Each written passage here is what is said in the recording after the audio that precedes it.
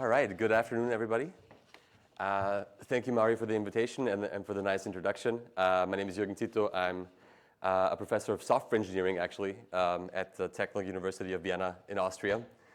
So my background, before we did this pen testing work, is in program analysis, which is kind of the art of taking some kind of program, some code, and proving certain properties about it.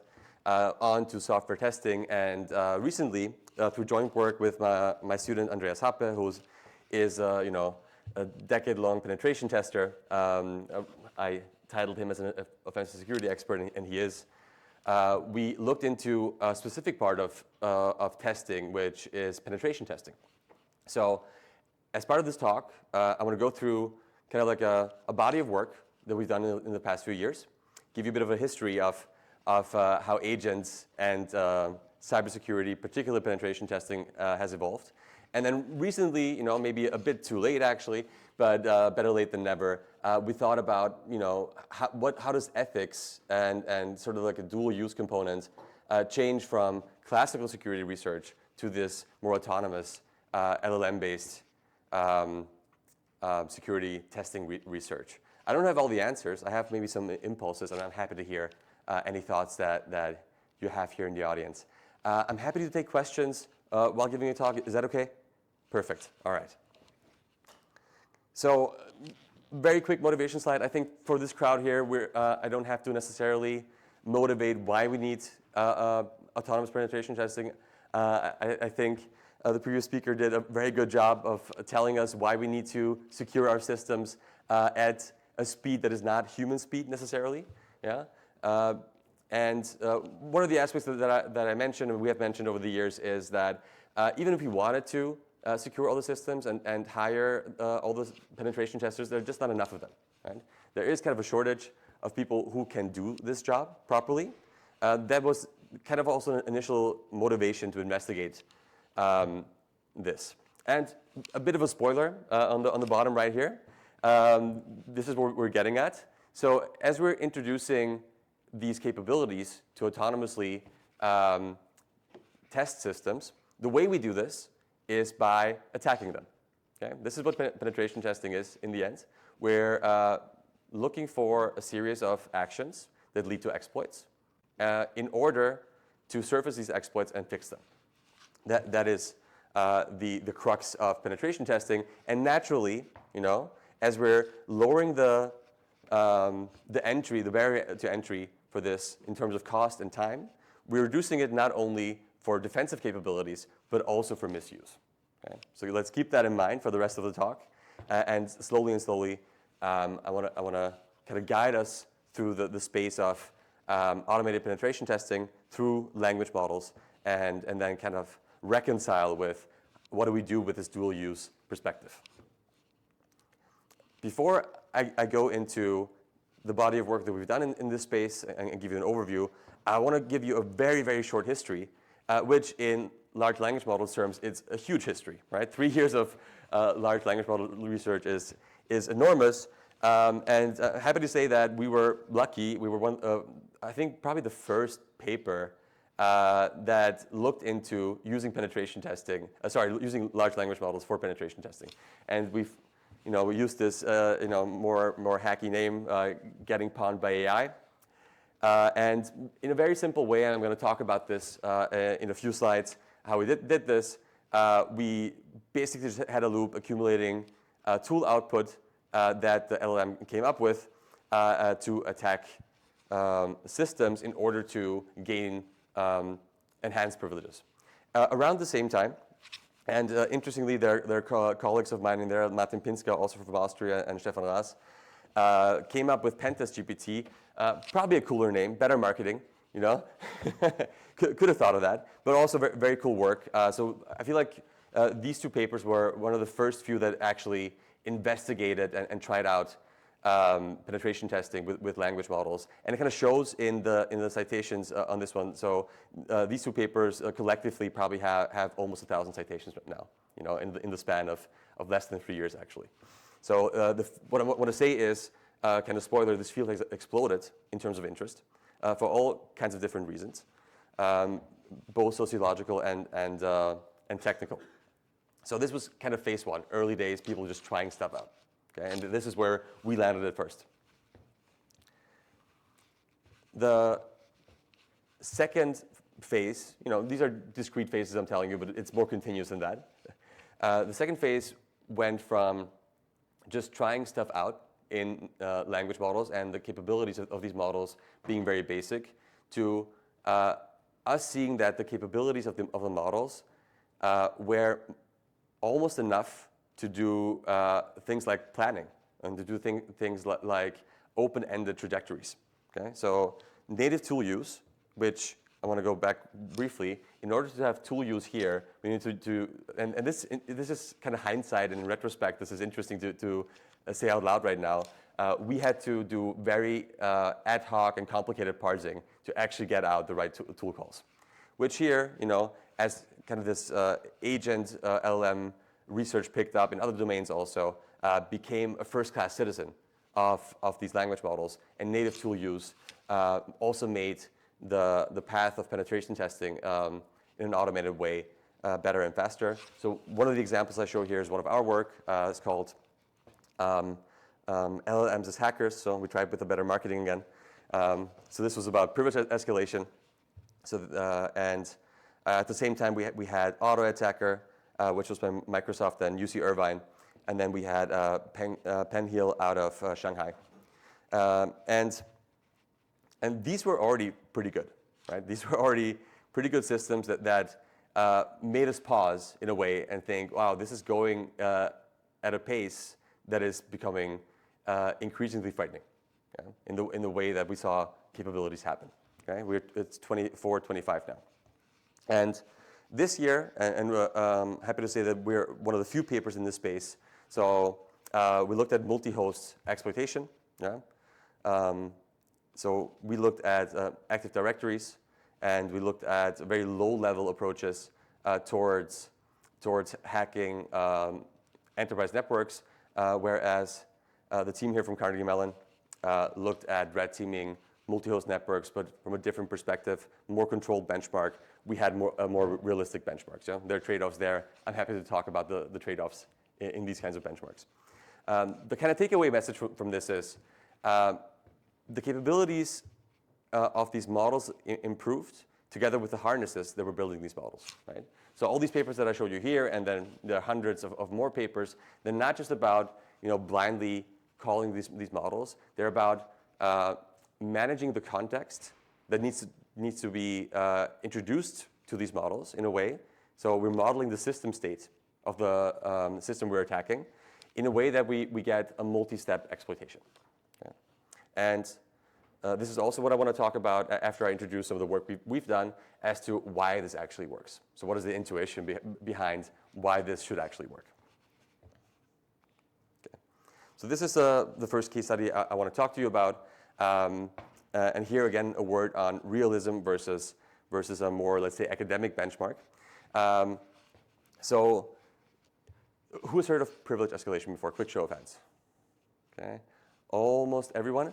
Okay, so privilege escalation, if I want to summarize it in one sentence, is you have certain privileges on a system. This can be a web application. This can be a Linux system that you're logged into that are you're a normal user basically, and you want to gain enhanced privileges. You want to become a root user, for instance. Right? This is privilege escalation in a nutshell. And a lot of the capture the flag, CTF style benchmarks that are out there, or generally CTFs that are out there, contain some kind of privilege escalation as part of their tasks. What we did here is, and this is the first paper that we had on this, and the second paper was to have a very focused benchmark, where CTF is, I would say, a bit more realistic and a bit more complex, but also diluted in some sense. We wanted to have a very clean benchmark. In this case, we had 12 virtual machines that were infested with certain vulnerabilities, but we knew exactly which one they were, so we had a very clean ground truth. And what CTFs often don't have as much is reproducibility. Okay? So in this sense, we want to have a very clean benchmark to also have a notion of how capabilities of models and harnesses develop over time. Yeah? So this was the purpose of the benchmark we built here. which is a separate paper I didn't list here, and also the paper that we wrote. So this is the very basic thing that is going on. And you can maybe see here that we have a human in mind. And from the start, we also saw all these systems as human-centered systems. We never wanted to give away the power to the LLM. But as time went on and these LLMs got better and the harnesses got better, and the asymmetry of attack and defense comes into play that we heard of before, we're now more and more thinking that these systems, to some degree, need to be autonomous. Okay? However, on the top right side, you see the logo of our open source project. It's called Hacking Buddy GPT. Okay? So Hacking Buddy GPT is a series of open source projects, basically, that look into different kinds of capabilities of large language models together with the harness we're building. And this is the very basic view of this. So you should have a human in the loop here with the system in the middle, which interacts with the target. In this case, the example is a Linux virtual machine. It executes certain commands that are given by the LLM, provided by a context that we're accumulating over time. Yeah. In a bit more complicated perspective here, we see that it's not, the abstractions are not that clear. We have enumeration modules which look at existing penetration testing tools that we incorporate in the process to get more information. We have quite complicated state and history management, right? Because this is where the secret sauce of the harness is. The way we accumulate, partial observations from the systems we have. So I'm going to go through a very small example with a few screenshots of what our tool looks like. It's a terminal user interface. These have become popular in recent years. So we instruct the model that we want to become root for a certain system. Yeah, that's a privilege escalation. And we ask for the next command. The LLM so it returns the command. In this case, is a very simple one. We execute that command on the virtual machine, right? So we get some output. And then we ask, did we arrive at the goal state? The goal state, in this case, being, are we the root user? Okay. So if we're the root user, great, we're done. Yeah. Doesn't usually happen in one step. Sometimes, but the idea is that we're building a trajectory. Okay. So we ask, are we root? Yeah. If we're not, we start at step number 1, right? In general, the way this loop works is the model receives the current history of the commands we executed and the outputs we got. Yeah? And based on that, you can think about it as we're conditioning in the large latent space of the model. And the more capable the model is, and the more it kind of ingests the knowledge about how penetration testing works, we're able to build a probability distribution of actions that we should take next. Okay. So if we do this again, one more time, right? We get another, we execute another command that we got from the model, right? We ask again, are we root? If we're lucky, it's step 2, we got it. But usually, I want to say, on average, this takes about 40 to 60 steps, depending on the difficulty of the certain exploit, right?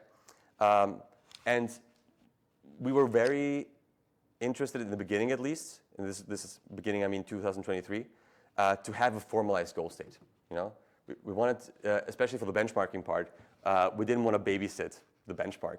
Yeah. So in this particular case, knowing whether you root is something that you can check easily. Okay? As the capabilities of these models got better, we're also able to capture fuzzy signals of whether we exploited something. So now in the system we have also LLM as judges on whether we achieved a certain exploit. Okay. So what I want to say is the agent doesn't simply retrieve an exploit, like we have an oracle of some sort, but it usually goes through like a longer trajectory and in an iterative fashion interprets shell output and tries next steps. And qualitatively what we observed, it got less and less over the years, but failures of exploring the state space properly and executing commands properly are part of the game. Yeah? So if you look at the trajectories, and in the last few years, we looked at a lot of them. Like, I'm telling you thousands. Some with our own eyes, because we have to build some inductive understanding. But we also build tools in order to analyze these trajectories and what their failing modes are. Yeah? This is the way we grow within this community. Otherwise, we're not clear where to hill climb. So the early results are fairly strong for like a first attempt. So back then, we still had a human baseline because we believed the humans would be a lot better. Turns out that Manuel is smiling because he was one of the baselines, for spoiler. Oh yeah, Manuel did his master thesis in my group. So back then it was GPT-4 Turbo was able to reach human comparable success in this task. And I mean, this is kind of a tongue-in-cheek comparison here, but a human penetration tester costs around $53 to $159. This is some statistic from some report.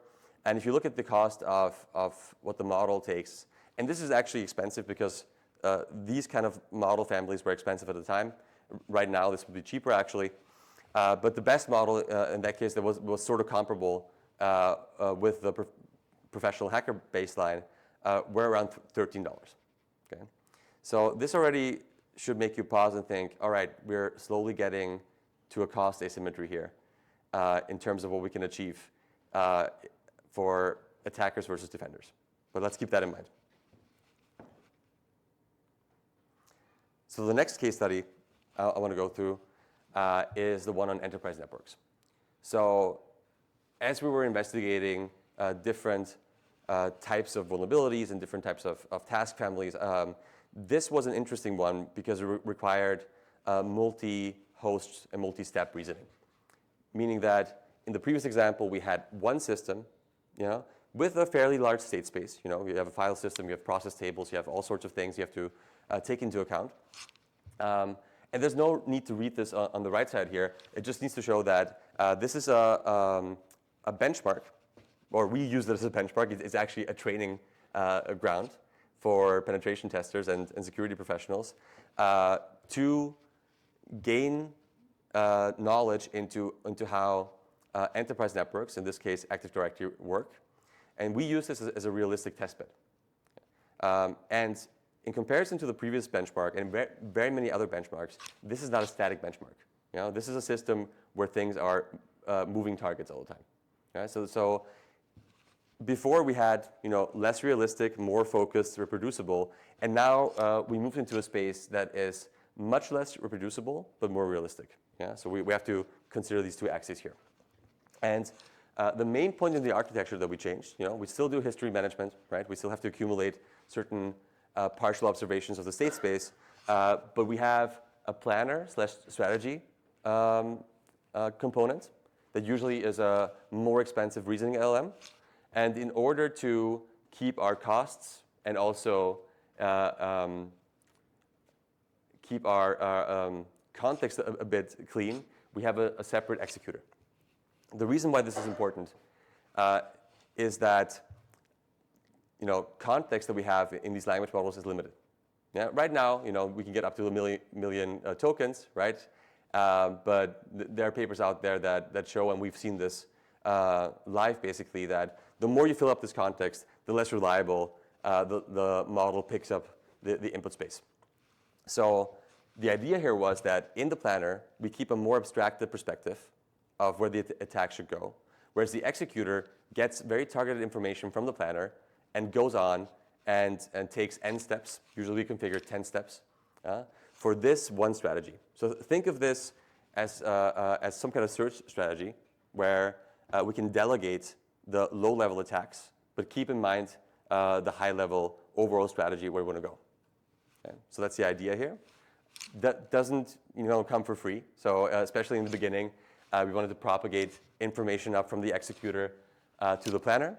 This is how you do it, right? So you have to execute something. If you find an exploit or you make certain progress within the vulnerability, you need to update the planner. So very first version, we tried this symbolically, different parsing and information updates and state invalidation. didn't generalize quite well. So again, we thought, can we let a model do it, a large language model? It worked fine most of the time. And these are like the interesting failure modes that you have to analyze at scale because you wouldn't find them otherwise. Sometimes the executor sends the right information up to the planner, and the planner just ignores it, for some idiosyncratic reason. So we needed to introduce a check on the planner side on whether it actually introduced this new information and stuff like that. Little things where you sit around and think, why isn't this happening the way I instructed it to? Well, because sometimes language models ignore instructions. Just keep that failure mode in mind. So just a quick example of how this looks like. So this is all natural language. Language models, by definition, deal well with natural language, even though we do have formalized or knowledge in there, partial knowledge mostly. But this is just a list of things that the planner is keeping track of. And especially if you use more expensive reasoning models, this works very well. And then the planner gives the executor a certain task. So it basically, think of it like a stack right now. It pops something off from this list. It provides this information to the executor. This is the arrow here. And then the executor goes on and does its thing. It has a very limited context, right? And I think the main insight that I want to convey here is, and where we won a lot of, let's say, efficacy around this kind of task, was that we're not polluting the context and the state space of the planner model, right? So this executor can just go on and in a very targeted way, explore a certain trajectory, do n steps. Yeah, we usually did 10. We empirically just tried 5 and 10 and 15. 10 was kind of the sweet spot. And what usually happens here is a lot of these models don't get it right the first time. So there's a lot of recovery going on until it actually finds this and fulfills the sub-goal that it has. Okay. And once it's done, it propagates the information. So if you look at the results here from early 25, and the numbers here are the Active Directory, the domains, and within, and there were 3 domains to be exploited. Within the 3 domains, there are not a fixed number of accounts. So it's hard to say how many accounts you actually have because, again, reproducibility was not the main concern here, but that's why we counted the accounts. So in this case, if we say 0.33, that is just a percentage, not a percentage, sorry, it's just the part of the accounts that we got, right? And this was kind of tricky actually, but because we didn't do so well at the start, we were like, well, since we want to have a human in the loop system, let's kind of quantify things like leads and things like almost, like we were almost there, yeah? Because in this case, we were not able to formalize the goal state properly. So we did actually have to go through all the logs ourselves and see whether it exploited everything at first. And so the best model here does fairly well, and it costs around $23. A comparable pen tester, and Manuel, I'm looking at you, but probably a little more. Right, there we go. Now, we continued, we published this work, but we thought, yes, please. What does this number indicate? What does it mean? It means it's a fraction of the domains we got. Yeah, I'm sorry, it's not really interpretable. I have another slide where it becomes a bit more clear. But it's basically a fraction of the domains / accounts within the domains that we have. But more is better. I think if you understand the partial order, then the ranking also makes sense. Okay, so Andreas, my PhD student on this work, he's very interested to see, given like the same harness or slightly better harness, can we do better over time? I think this is one of the results that we want to have. So pretty much all of our tools, as much as possible, are automated in the sense that we can get newer numbers on these benchmarks. So this was early 25 when we developed this. This was late 25, a bit after it was accepted as a paper. So we were able to see whether the models actually degrade in performance. which so far hasn't quite happened, right? So there was no regression, with one exception, and I'll tell you in a second what the exception was. So we improved the logging for post-hoc analysis. This actually made it possible to automate the evaluation of this. So we didn't have to look at the logs individually. We separated some of the perspectives on how we look at the knowledge and task tree, the task tree being the planner. And this is also what we fixed here. We fixed the update plan to the planner agent, so now we more consistently are able to propagate information. And back then, Gemini 3 Flash Preview was the newest, hottest thing, and it did very well. And this is the funny anecdote I didn't put in the slides because I think it's interesting. It seems like post-training introduces some kind of ethical and security boundaries in these systems, because with the preview version of Gemini 3, we did much better than we did with the actual Gemini 3. Okay, so the results here were that 2 out of the 3 domains were fully compromised, which is far more than we saw in the early 2025 results. The cost was around 1 to 2 euro per domain, which is practically nothing if you think about it. At first we were like, this is maybe it already saw like our results, because we open sourced the results also. But then we looked at the traces to like see signs of overfitting. The way we see signs of overfitting is on whether the model takes shortcuts. Yeah? Because certain exploits just take multiple steps to get the right information, to get the right hint, to go the right way. If we see that those steps are not taken, we can fairly assume that there was a shortcut being taken, which is a strong indicator of overfitting. Yeah. And what we saw is that the scaffolding, the harness around it gets less important. For those of you who may know SWE agent and mini SWE agent, the SWE agent is a very full-blown software engineering agent, and mini SWE agent is like a minimal harness. So one of the works we're doing right now is to see what role does the harness actually play anymore as the models get better and bigger. Fresh off the press, like this is brand new. So far, no one has seen it, almost no one. We tried this with Claude 4.7 Opus and our minimal harness, which we're experimenting right now, and it can compromise all the accounts. Yeah. So if we, in a span of a year, we went through, well, we're getting a small fraction, a handful of accounts and domains that we're getting. Now we're getting all the accounts in this benchmark. Okay. So this is kind of frightening. And again, we looked at overfitting, and it doesn't seem to overfit. Okay. I think I'm way over time, by the way. What is it? No, we have until 3:30, so. Oh, perfect. Okay, good. We can get questions later. Yeah. We have in between. Sure. Okay. So yeah. So yes, please. I just want you remember that how many attempts they took actually for this, like on average. Yeah. Not from the top of my head. I just know because it's stochastic and we wanted to have clear numbers, we ran it 6 times. Just because like 0.74 is like less than 10, or I think something like that. Sorry, say that again?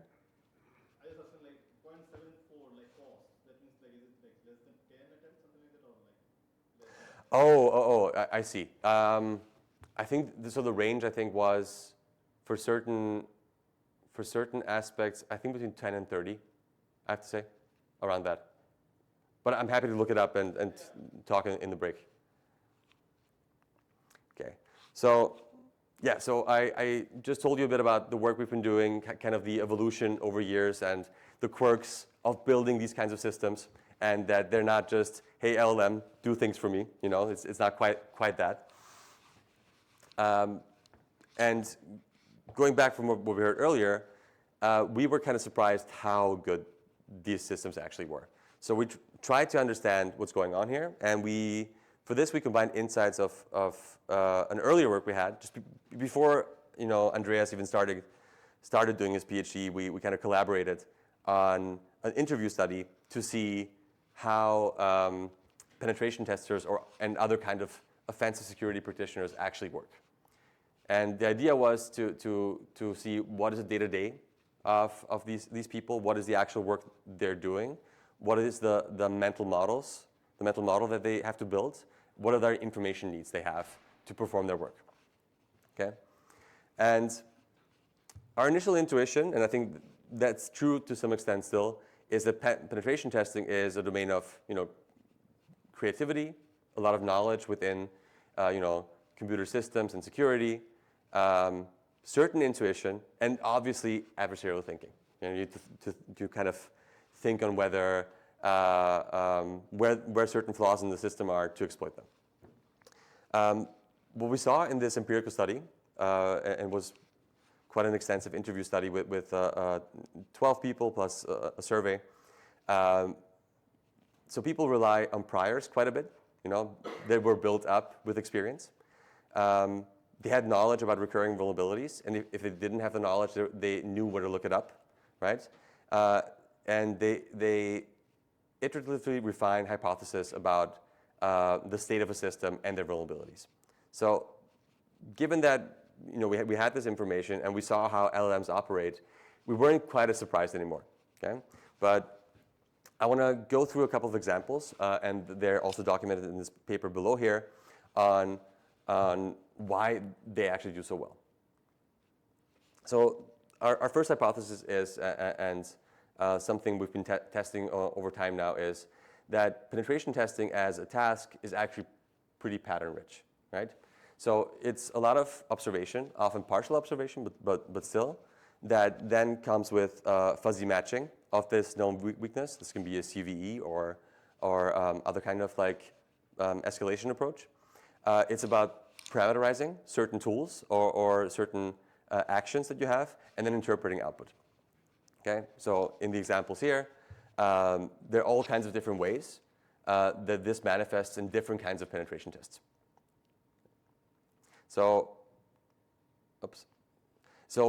what I want to say here is that if you look at this and you remember a couple slides before, this is exactly what LLMs do, right? So they're very good at actually taking partial observations and provide a fuzzy match over priors, and these priors are basically the whole internet that is being fed into these models. So we're indexing into this knowledge space. So in this particular examples that I showed, we have kind of non-heterogeneous, very homogeneous ways of how these systems look like. So Active Directory as like the major enterprise networking system is very much a monoculture of how it's built up and how we can pattern match on it. And in the Linux privilege escalation task, we're usually exploiting recurring misconfigurations. This is the 80-20 on this one. So if you look at the Pareto front, 80% of the time, it's this here, basically. And this is what I just said. And we have a lot of public write-ups that look into exploiting these 80% of how this works. Okay. So then it's not surprising that given this large amount of public security knowledge, which is procedural, by the way, it's usually, if you have seen the training material for penetration testers that is out there, it's very, here is an explanation of how this should work, and here are actual commands on how to do it. Okay? So this kind of structure that we see all over the internet, and I'm sure that in the pre-training, all these big companies have even gone further to clean this data up for it to work well. It's not surprising anymore that it codifies this as part of the prior of the model. And in the third hypothesis, which in the paper we compared this to traditional tooling. So why doesn't traditional tooling work well if it's so formulaic? So what humans do very well, and that's why we needed penetration testers so far, is deal with partial observations and fuzzy information and fuzzy matching. Okay? So given this history that we accumulate over time in an agentic loop, we encode part of the state space and are able to match it to the next action that maximizes the probability of an exploit. Okay? Because this is all codified, but in the same way, we're able to deal with non-formalized information here. So this is very much what penetration testers do, right? So going from the empirical study we did to actual traces we see in trajectories, we see this mapping pretty clearly. So this is the kind of the takeaway message from this. Language models do not solve this uncertainty by being formally correct, right? They're not correct at all, right? So there's nothing about correctness here in that sense. But they survive this uncertainty by being very context sensitive, yeah, and approximate. And this is exactly what we need for this kind of task. Okay, so this is where we are right now. And looking at the evolution, we went from vibe hacking in like some progression. I think it started with, and you can replace chat assistant with Google search, right? You look up certain information as a human penetration tester or other kinds of expert, and you find certain snippets that could work, and you contextualize them, and you execute them, right? This can go on to a system where you have a co-pilot style of assistant. This is what we're initially aiming for, where you provide certain context clues of the system you want to exploit, and it gives you the next possible, or a series of possible actions you need to take. Turns out we're somewhere in the middle here, where we have an agent that goes as far as possible. If it gets stuck, we ask the human for certain hints. Yeah, this is what we're simulating this. Two, in terms of the latest work we have on enterprise networks, we have fully autonomous agents that can fully take over complete enterprise networks, and realistic ones at that. Okay. So the question here is, as this kind of delegation becomes more viable, you know, and more successful, I am a lazy person, as many of us are in that sense, and if I can delegate something to the machine, I will. And if these things work so well, there's a question on whether we want to stay in the loop, or we just want to let it go. Okay. Let it go? Okay. Yeah, probably I would. The thing is, with letting it go, it comes with certain risks. And this is the last point of this talk. And this is, I know, Mario, you invited me for this one paper we had online somewhere. The paper is more questions than answers. So in the next couple of minutes, I want to pivot a little bit from, we know that these systems work quite well. We've seen the evolution of how they work. I briefly showed you like certain hypotheses as to why they work so well, you know. And with this in mind, let's have certain readings on the situation. We as white hat, security researchers, we obviously want to have the defensive reading. Okay, this, as we commoditize penetration testing agents, it becomes cheaper for organizations that formerly could not afford this, right? We can increase the and through this we can increase security of systems, right? This is the noble, goal that we have. But at the same time, and this was the spoiler I had in the beginning, and this is the offensive reading of this, as we lower the barrier for defense, at the same time we're lowering the barrier for attack. Yeah? This is the crux that we always had in a lot of security work. This is not limited to penetration testing. We can say this about fuzzing. We can say this about any kind of other offensive security research. Okay? So I think the difference between more classical tooling and research and approaches that we've been building and these kinds of approaches is the scalability part and the asymmetry of costs that we have. Right now, I'm not a defensive researcher per se, but I've talked to them a lot, and I hope to hear more here. Defending against these systems right now is quite more expensive than attacking them. And I alluded to this earlier. I feel like if I'm an attacker, I don't have to adhere to certain governance and certain bureaucracies to enable me to move fast enough and use the right models that are capable enough to actually defend properly. And this is an interesting question we need to ask ourselves. Okay? Do we need the Roman-style dictatorship of defensive models potentially? That is a question that I'm posing to myself and to all of you, right? So what is it that we can do in terms of risk management? And we're going to hear more about that from Manuel in a bit, such that cost reduction doesn't become an actual risk. Yeah. So this is a paper. So I talked about basically all of these things here. Dual use is old. We all know about dual use. I think the autonomy and the scalability changes the equation in terms of cost asymmetry. Maybe one more thing, yes. And I think accountability also is more diffused here. We have a larger spread of accountability from the model provider saying, well, we're just building the most capable model out there. What people do with it, we don't know. The tool builder and the researcher usually saying, well, if we don't do it, someone else will do it. Okay? The operator then shifting it back to the left saying, well, I'm just using what people are building. Okay? And the customer saying, well, I'm going to need these things, otherwise I'm going to fall back. So everyone, I'm not using memes here because it's not 2016, but you know the Spider-Man meme, showing everywhere? Anyone? Yeah, exactly. So certain concrete questions we have here. So if, even in the penetration testing context, right, you're using these autonomous systems to defend, theoretically, what if the agent attacks out of scope and it causes certain harm? Who is responsible for this, right? Same with sensitive data, right?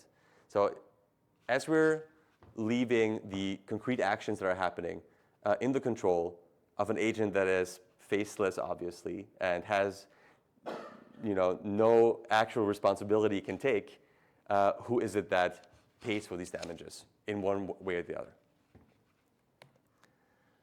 And then as researchers, I'm very much open science. Yeah?